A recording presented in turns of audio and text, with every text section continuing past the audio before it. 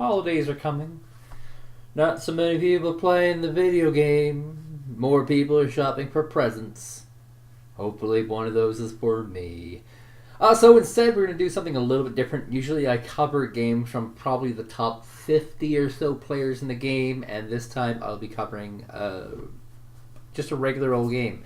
A major and it's a lieutenant. These are ranks that I've hit on the ladder.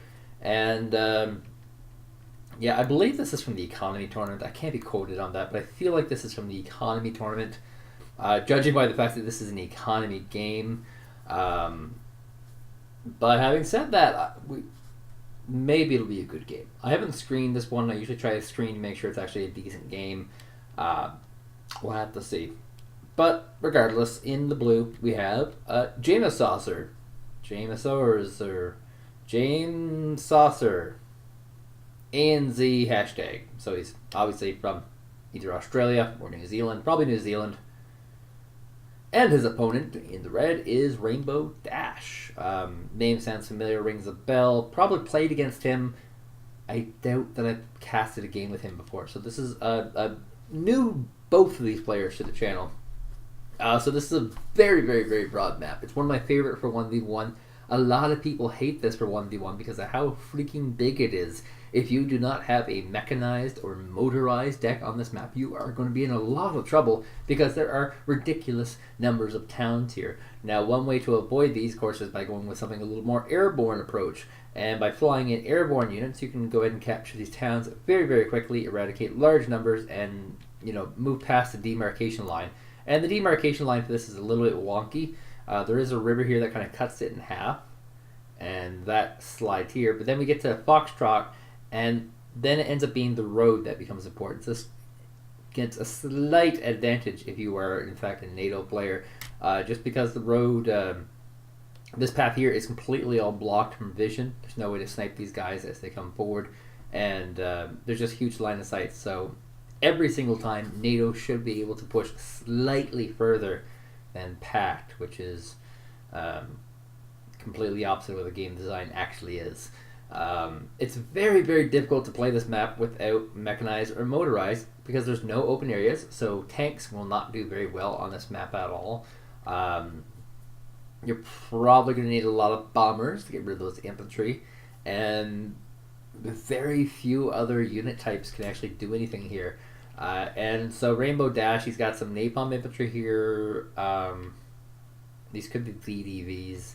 He's got a BMPT. That's a very smart early choice. If he can keep that alive, he can do a lot of damage with that. And he's choosing those BTR 80s, which can double over as a very weak anti-air. And he's also got that KA-52, along with some more ground-based units here. Probably going to deploy that straight to Foxtrot. And here comes some Yaks and a Yak 141. So the Yak 38s are your traditional napalm bomber. They are so cheap, 70 points, that you can throw these away. Now he's going to try using these to bomb probably bridges. He's got 3 of them. There's 1, 2, 3 bridges. It's not a bad plan. Downside is that there's a lot of airborne units coming in here from Jamesosr's. And no, not actually even going to go for the bridges. He's actually, or no, 1, 2. Okay, he went for some bridges, and then he went for a road. So Echo looks like he'll be trying to invade Echo. I'm really confused by this tactic. If anything, I thought he would have bombed the bridge at Foxtrot. But with those bridges blown up, nothing changes at all. These airborne units are able to just fly on over, grab some position. Also trying to get a little bit of a sneaky Rick over here with a very, very early recon. I highly recommend these because it's very unlikely that people are going to put spotting units on all flanks. Here's one helicopter on this flank, just to kind of prove my point. He has 1 recon helicopter for 2 flanks. Now keep in mind we have no recon helicopters here for Rainbow Dash, so we can't spot anything. Looks like they're actually going to use these LSTR. These are a hybrid anti-air, anti-tank type infantry. They're very, very potent, very, very useful, have multiple purposes. And looks like the BTR is back carrying that Spetsnaz. Did not get him quite as close as he did, and he should be able to actually close off a lot of this area here. Tunguska M going to go to town. There's a lot of air units here, and a lot of these are going to get sacrificed in favor of trying to eliminate some of these infantry units. Now, Red was successful in doing what he wanted to do, which was invade. He wanted to be able to invade Echo. And Blue was successful in doing what he wanted to do, which was capture Foxtrot, which is a very, very important point. It's a 3-point base. There's these circles here are all the 3-point bases, and immediately we have action going on here. Saporizi are a very, very weird unit. They have very low numbers, but they deal excessively high damage. These are not a unit you want taking damage. They're a unit that you want behind your unit taking damage, as they just pelt and destroy units. As you can see, though, with the Spetsnaz here, these Saporizis are going to get completely cleaned up. Now we have the special need Jadnovskis coming up. These are a sniper unit, very, very high range, and want to keep their distance. The Spetsnaz won't be able to do too much against this OT-64A, as the special one actually going to move closer. Bit of a mistake there. And more infantry coming in. Here comes more Yak-38s. There's not a ton of anti-air here for Blue, unfortunately. And so he's going to be a little bit of trouble here, as this napalm should be able to just wipe out lots. And the second Yak-38 did not quite fire. Remember, folks, the fire position command is very, very important. You can activate it by pressing the T button and clicking on a location, and that will stop you from doing those kind of silly moves. He was clearly trying to click on a unit that moved out of vision. And soon we'll see who will come out on top here. If these napalm bombs continue, Red can potentially hold this. The numbers right now are favoring Blue very, very heavily, but numbers do not mean very much against bombs. And here comes another BTR-D trying to do another little invasion here. Maybe another squad of VTVs will be joining us. And so far he's holding off. If you can hold a little bit longer for that very, very important cooldown on what we call them? Napalm bombers. He could survive this. Speaking of which, he's found these prams sitting here. He's using all his rockets for basically nothing. He's losing them all. Here comes our Yak-38. This is what we're talking about. This is a very clear area to attack. Here comes the Yak-38 bombs. You're going to drop it right here. Where's it going to fire at? Looks like he's firing on that Mott Schützen squad as well as the town here. This is going to provide also a line of sight vision blocking for some of these squads, because fire acts as smoke. Very interesting fact. A lot of early adopters of napalm actually use it specifically for that. This is a BTR-T. I think it's on fire position command. I don't believe he actually sees. No, he does. Okay, never mind. Wait. Yeah, okay, he totally does see that. Never mind. I was wrong there. For some reason, I thought he was on fire position command. The sappers, they will in fact try to move away. And he's getting invaded by VDVs. And this is a matchup you don't want to lose. Napalm infantry losing to regular infantry. And looks like he will not in fact lose this at all. VDVs get over successfully. The BTR-T smashed by the special ones. And looks like a small advantage can be starting off here with ANZ Jamesosr, as he was able to secure Echo. And he was also able to get Foxtrot. So now it's time to culminate on that victory. Now, these napalm bombers are eventually going to become a problem. You should consider getting some sort of air superiority fighter, or alternatively a really potent anti-tank weapon like the Niwa, which is exactly what he's going for. Nice little 2-shot cannon. And yeah, Rainbow Dash is going to continue with these napalms, because that's a really good choice. Yak 141, of course, is an exceptional air superiority fighter. It'll be very, very hard to beat. And he's just rallying these out here, being safe just in case the enemy decides to at some point decide, hey, you know, I want to do a Yak 141. And oh my god, that napalm could not have been worse for Jamesosr, who is now going to lose a lot of Mott Schützens, and his numbers are going to diminish as these Yak attacks continue. He does have one Spetsnaz crew in a flanking position here. There is finally a recon helicopter covering this flank over here. Recon helicopter, recon helicopter, recon helicopter. We're looking at a pretty balanced looking play here from the two players.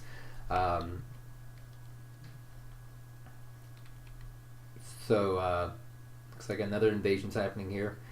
BTR-80, that means Spetsnaz. Actually, he's pulling up the units that he already deployed in Delta and going a little more all in than he should. With these Yaks doing these napalms, he's going to be in a very good position. He does leave himself very open in Delta. Exceptionally open to the point where he can just move up with units. However, none of these units are getting across, it looks like. Without smoke, he's in a lot of trouble. Sapper is going to fire. The special ones are finally moving to position. Here comes the Spetsnaz. I'm actually very, very surprised by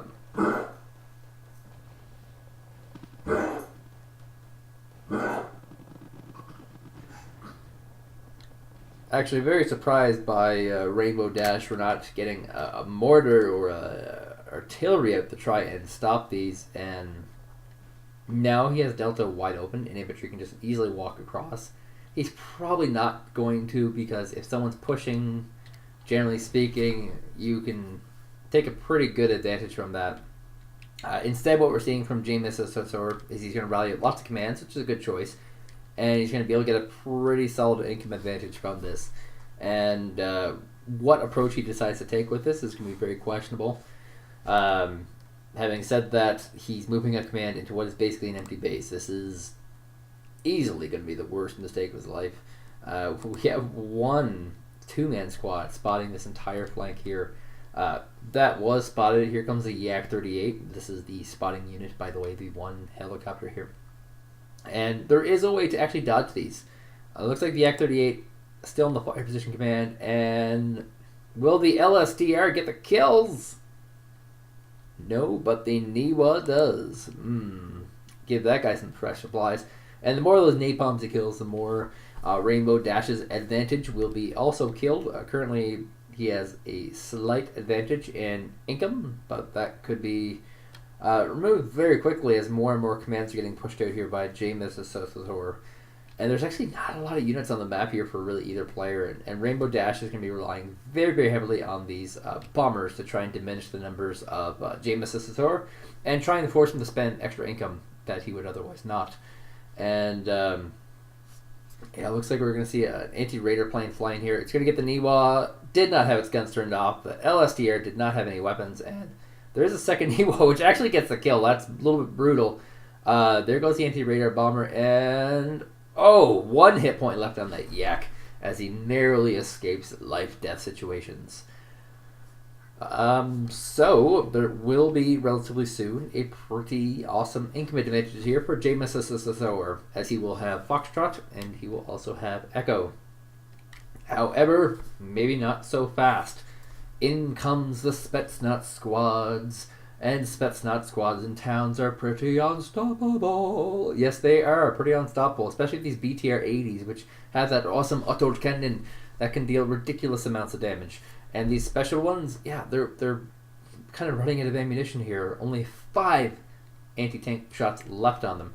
And so now another point captured for Blue here, which makes them both even. Oddly enough, they've made this Echo base their conquesting type zone.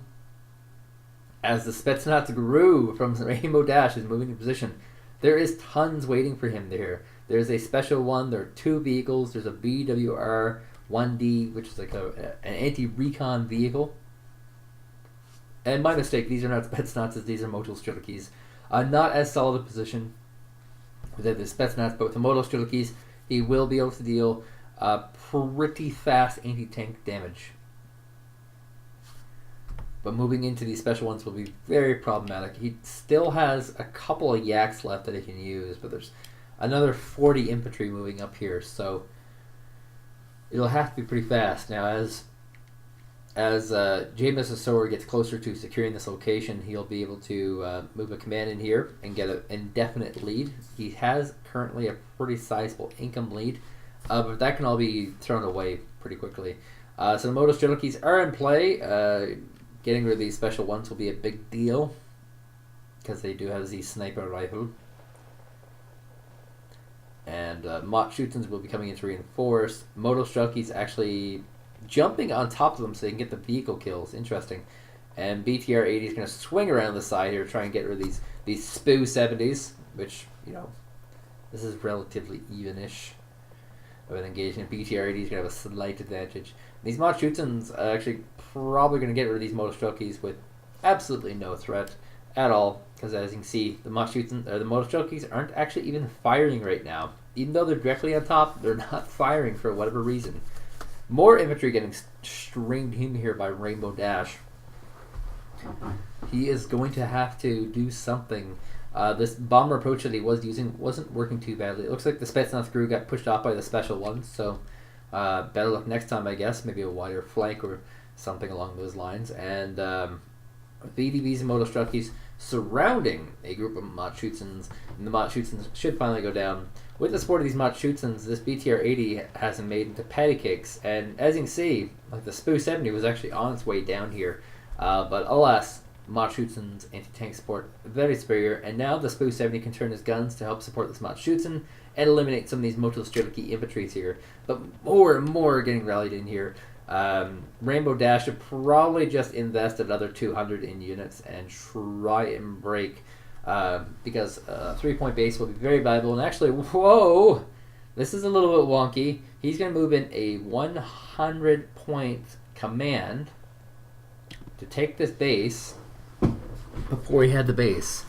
He rallied this in well before he had position.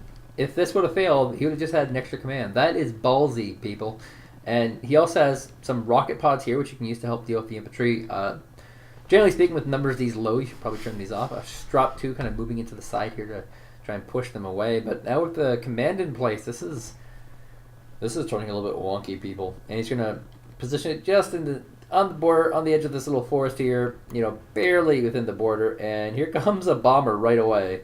Looks like he's trying to juke and jive, and 1 point left on that command. Most of his infantry are going down, and the infantry are the very, very important part right here, because they are needed to keep this command safe. With 1 hit point left, he's going to be very easy to kill. Spetsnaz are going to continue moving in. Those Spetsnaz are devastatingly impossible to kill in towns, and Matschutzens will get completely torn up by that nape, that awesome napalm launcher that the Spetsnaz comes with.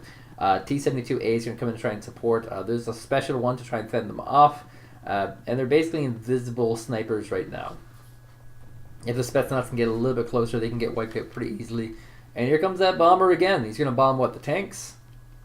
Tell me the tanks. No, he's actually going to go for these towns here because he suspects there might be some infantry in that location. So now our Commando Delene, which is a command infantry, will be moving into a town which he considers to be safer, which I don't actually think is that much safer. But whatever. And now we're seeing OT-64A. This could be a 5-man napalm squad. I don't see a world in which he would put out something like a SMA. Those small types, those medium range. And yeah, it's actually going to be the Gramatsu Tamet, which is launches those awesome frag grenades. Yak-38 going to fly into his doom. Unfortunately, there's too many Niwas here right now. Niwa, one of the better anti-air units in the game. Unfortunately, it's radar based, so once the radar weapons come out, they're in hot trouble. These one problem with these Granatomats is they don't actually have any anti-tank weapons. So this allows for something like a T-72A to kind of just come in here and wipe them out with relative ease. Didn't help they're facing off against the Spetsnaz either, unfortunately. So awkward situation. A 3-point push here by Rainbow Dash into this base means that he'll be able to take it. And worth noting, we have the Su-224 Syria flying overhead. Will he get the kill? Apparently gone for the Tunguska. Interesting choice. Ballsy choice. Yak-141 comes in for the interception. However, that was close to a fair trade, though, because Tunguska M's are quite expensive. Probably lost about 10-20 points there. If there was a reason to do that, it would have been great, but I don't foresee it. And now with this position taken, this makes it really difficult for Jamesosr, because now he can move infantry down this way, move tanks down to this position, block off this area, even bringing in infantry all the way down south into Gulf, which is usually the safe location. I mean, right now he's not moving. He's not even poking. But I think, I feel like Rainbow Dash should be poking, and he's not poking. He has, these 2 BTR-80s. They could have ran forward, got a general spot on position to where things are, and if he died, he would have got information. It's always worthwhile poking with these infantry carrier vehicles, because they're not that valuable. And here comes another bomber. No anti-air in the zone. And Major Tom to ground control. Spetsnaz go down. He lost 1 squad there. The T-72A is moving into position to try and pick off some of these OT-64s. There is a Granatomet in the distance. Not going to be doing too much there. But he also has some Sapper Z squads, which are, once again, these 5-man squads. These are not the squads you want the front lines. These are the squads you want behind these big, bulky squads. So they should all get wiped out pretty easily here by Spetsnaz. One clear distinction, though, is that these napalm launchers can do some damage against these tanks, whereas the grenade frag rounds cannot. Small inconvenient differences. The T-72A should still be engaging this. These are Sapper Z's. There's nothing supporting them. There's no reason for them not to do this. And this hyper-aggressive approach from Rainbow Dash finally paying off. He's actually going to go ahead and repair his BTR-80s, which is rather weird. His VDVs could get killed here. There's two of them. Looks like they'll survive. Yes, barely. He's got to reload his supplies, though. And, yeah, looks like... Ooh, trying to be sneaky here. He's actually going to wipe out the special one squad. He has the rocket pods. He has the anti-infantry weapon. No reason for that plane not to win. So we have Sapper Z versus Sapper Z. Spetsnaz are, well, not completely. Looks like they're almost out of those awesome napalm rounds.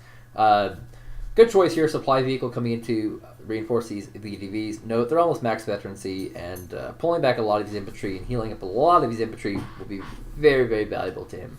There's no planes he can use to save him here. He's lost all of those. At this point, he needs to push with these infantry, and that's exactly what he's doing. Gonna add more infantry into his ball. And both players are trying to save little bits here and there. As, whoa, we have an anti-radar fighter coming in, trying to take out... Whoa! Ballsy, crazy play. Yak-141s are going to fire back, though. This is where things matter. He killed a command. He lost something else. A command can get rallied in. Boom, right away. It was barely a trade. So, Rainbow Dash getting another slight advantage here. He will be down in income temporarily until this can get into place, but soon, that won't matter. Sapper Z completely out of ammunition. You don't get to see this a lot. Moto Strelicky is going to go ahead and move in, surrounding this Machuten, and they cannot go anywhere. And it looks like the BTR-80 is probably going to do is poking. This is, I feel like, an essential part of the general tactics of Wargame Red Dragon. You have to do a little bit of a poke. And he's going straight on the road. And what path will he take? Maybe across the road? Hard to say. There is some air cav here. Going to add that extra rocket support, which will pretty easily wipe out this unit. And there's his poke. This is all he did. Poke, move back. There's no real reason for this Granatomet to actually kill this. By the time the stun wears off, he should be able to pull this back. And that's exactly what he's going to do. So he's gotten his poke. He's realized, look, there's infantry right here. There's no point in pushing into Hotel. Now it's just poking in another direction. And if you can figure out, and a lot of this game is just figuring out things. If you can figure out that there's nothing down here, he's going to be in a solid position. There's also nothing really in the Foxtrot, but there's no real reason to believe that there's not a bajillion units here. I mean, one of the problems with the economy is it's really hard to gauge, who has what money, who has what units. There's a lot of calculation that players in this game honestly just do not do, and often cannot do. And we have some of these listers being deployed here in the forest here. These are just, I call them the random anti-air unit. It's like, I hope they fly a plane in my general direction, but that's not how it really works. So it looks like we're going to see a push south, which is smart. Spetsnaz Guru going to try and take on this THS Mi-24A. Not going to work out too well. Those anti-infantry rounds are so good. He isn't firing any rocket pods because close range does not allow for that. And the LSDR is going to come in and clean up that Spetsnaz Guru and allow the LSDRs to slowly move up and try to gain a position to accidentally kill off a helicopter or airplane. That's all they're for. So yeah, we have a really solid position here by our red player Rainbow Dash, grabbing that echolocation. Lots of anti-air infantry being rallied in both sides. You have to kind of question when you see people doing the exact same thing, like, they both killed off a lot of planes, so why are they doing this? Just basically trying to secure their positions. And this Granatomet is now in an excellent position, by the way. This is exactly the range and position it wants to be in. This Moto Strelicky has to slide over here. There we go, it moves, perfect. And now the BTR-80 will unload on a Niwa. Ooh, this is not what you want to see happen. And now suddenly he knows, because when you see an anti-air unit's what you put behind your armor. So when you see an anti-air unit, it's like, I feel your pain. So just going to secure this location, Looks like he's also secured Delta back again. And possibly sit on his finger and earn a little bit of money here, because money is a lot of what he needs. And yeah, he has a really good idea of what's going on here. He sees that this flank here is being reinforced, this flank here is not so much. He can get pincered if he moves in here. He can get pincered by this tank here. So sitting down, fortifying his position, and earning money is going to be his the best strategy for the economy game. Hello. We have a pair of THMI-24As moving in here. The KA-52 has 2 shots left. Can he kill both of them? The answer is not. He can't even kill one of them, it seems. And he's got to actually follow with the... Okay, here comes a Beryusin. Like 2 Beryuses. This should be more than enough. This could give essential scouting data. Let's see if he can actually get anything. He's actually splitting them up. So he won't lose both in the same area. That's actually pretty smart. Here's the Beryusa. Did not get any essential data here, but he will be moving into Alpha. And if he can locate a command, it'll be actually worth it to get an artillery unit just to kill off that command. Because he's going into the only reinforcement zone on the map, basically. But yeah, it looks like he was picked off by a M24V. Another valuable thing here is that he's making Rainbow Dash spend money, and Rainbow Dash does not want to spend money. Rainbow Dash wants to win. And he's actually got 2 no-robs out here. These are a vehicle class. They hypothetically should be in the tank category. A lot of these vehicles should be in tank category. But the game is based on a 5-point economy, where the lowest thing is worth 5, and they go up in multiples of 5. If the economy of the game made more sense, like went up in 1s, or the top unit was worth 300 instead of 200, then maybe the no-rob could be in the tank category, but it is not a fit. And Rainbow Dash is also bringing up this very, very popular MTLB Vasilik. This is a mortar. It will eradicate infantry very, very quickly. And these Saparies can actually probably be moved up with the Motostrelkis to destroy the Smodchutzen pretty easily. Just a few pot shots here and there. With the artillery, you can put a lot of pressure on Jamesosr. Jamesosr will be forced to spend a lot more money than he probably wants to, and in turn might give Rainbow Dash that essential lead that he needs. And gonna quickly try and remove that vehicle. Will he move back? He should move into the innards. And Spetsnaz finally moving in on that Motschutzen. Yeah, that thing's just going to get eradicated. Because like I said, Spetsnaz are practically invincible when they get into a town. You can move up one more step and finish these 2 squads off. And then he'll have secured a lot of locations here. And now you can kind of see that Rainbow Dash is actually holding a very, very large flank right now. The east flank here. Whereas, the map is a little shrunkener for Rainbow Dash. He using 2 no-robs to cover this entire road here. There hasn't been a lot of pressure this way, and there will be no pressure this way. He'll be able to spot all the pressure coming this way, so he'll be able to respond effectively. Same thing with this here. He just has to hold this town and this town, whereas Jamesosr has to hold these towns, this area. A lot of spread out units. And this is going to allow for Rainbow Dash to move these units together and really tank the enemy down.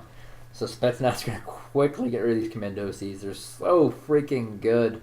They are getting a little bit low from tank fire, though, so he's probably going to have to move these back and resupply them with more supplies.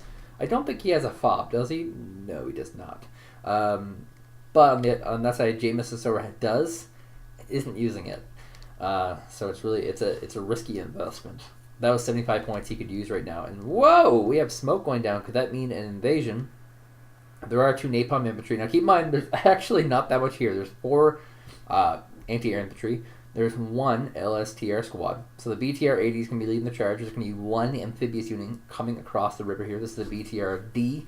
And then we have what I'm going to assume are going to be Saparies coming in here. And this could be pretty doom and gloomish for Jamesosr because he needs the space. This is the only reason why he's still in this. So the VTRTs are in position. There we go. The Saparies are in play. And, we'll quickly wipe out that vehicle. We're going to wipe out this infantry squad here, actually. This anti-air infantry. The VDBs are also deployed here. The Saparies are wiping out this LSTR squad.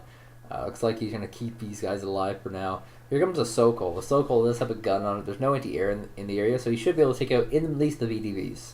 Minimum. Now says the enemy team. I'm assuming that means Jamesosr. The game's getting very close, though. Jamesosr is rallying out 2 units. He's trying to go as cheap as possible because he still has somewhat of a lead. If he's forced to spend too much money to clean this up, he could just lose this. But on the other hand, if he loses this, he could also lose. It's kind of a lose-lose. It's one of these reasons why this particular game mode is not that favored and often plays very slow paced, because a lot of people make that tactical decision like immediately. So infantry commands are forced to move. They're getting targeted down by the Saparies. And we have a command coming in here right away from Rainbow Dash, which I don't think is a good investment. I don't think that'll ever pay off. I think it's a really silly move. But he's going to go for it. Here comes the SC-24M Seria 30, which once again, anti-vehicle rounds. Goes for the Tunguska. Misses. Going to get shot down by those Yak 141s, though. And that was awful on his part. Here comes the OAZ-469U. We'll grab that location pretty easily. And the Sapari is going to get rid of all these Commandosis that are reinforcing the location. There are some tanks moving in here. There is a bomber coming in. What's the bomber going to hit? He's going to go for that command. The command gets pulled very quickly. Good on you, Rainbow Dash. Look how fast that reaction time was. He actually kept the command on the road just so he can move it. The tanks not quite moved in time, but they took 0 damage. So, Tunguska M going to move in here. It's got its radar weapons turned off. It's got 1 weapon left that can actually use the Saklos weapon. He wants to get in range, hit the W-sickle, but he only wants to do it once the Commandosi is dead. We also have a recon infantry moving in here, sneaky ricking it, as it would be, to try and get this command infantry. And this is getting very, very, very close. It actually could go the Jamesosr still. He's going to kill that command off. Boom! Now, is he rallying any units? No more units are getting rallied. Neither side is actually rallying units right now. Things are getting a little bit too close. Rainbow Dash playing what would be a significant game if this was Conquest, but in economy he did not spend cost effectively. Jamesosr could possibly take this. In fact, he looks like he will. There's 600 points still for Rainbow Dash to accumulate on what is basically an almost even field. His 3 points every 3 seconds, or 1 point a second, will not work out here. He will not be able to bridge this gap. In fact, all Jamesosr has to do right now is sit on his base, which is what he's doing. Unfortunately for Rainbow Dash, he isn't going to invest his money in a push. And he doesn't have time either. Unfortunately, these artillery units didn't quite pan out. I would cry. I always cry when people don't do this, when they don't go through at least 1 round of ammunition here. Feels kind of a waste. Like, he could have just eradicated so much with that. But that's how economy goes, you know. It doesn't always go. And now he's moving this up. He's like, oh shit. He realizes it's in his head now. I can't win right now. He's got to remove a couple commands. Gonna be a little bit late right now. Here comes the MiG-25 RBF, by the way. Being moved in here is a victory celebration because he does not need this unit for the next little bit. So he's going to go ahead and drop some bombs in here, and does not kill the command that he wanted to get. Didn't matter whether he lost it or not. It was great regardless. Moves the Norov up from Bravo. Oh, I feel so bad for Rainbow Dash. I feel like he played a much better game than Jamesosr, but Jamesosr was so stingy and so cheap, and you just can't beat cheap. You can't.